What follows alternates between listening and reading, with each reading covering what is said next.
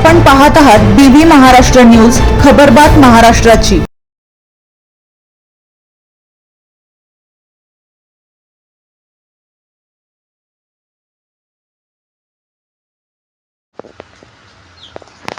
ठेंगोडा येथे डेंग्यू व चिकनगुनिया प्रतिबंधात्मक कंटेनर सर्वेक्षण, आरोग्य यंत्रणेकडून जनजागृती।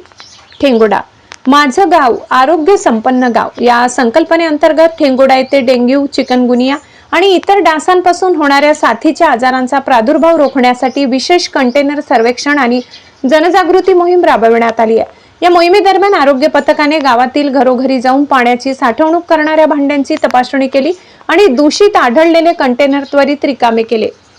पावसाळ्याच्या आणि हवामानात बदलाच्या काळात साचलेल्या व साचवलेल्या पाण्यात डासांची पैदास वाढून डेंग्यू, मलेरिया व चिकनगुनिया सारखे आजार पसरण्याचा धोका असतो।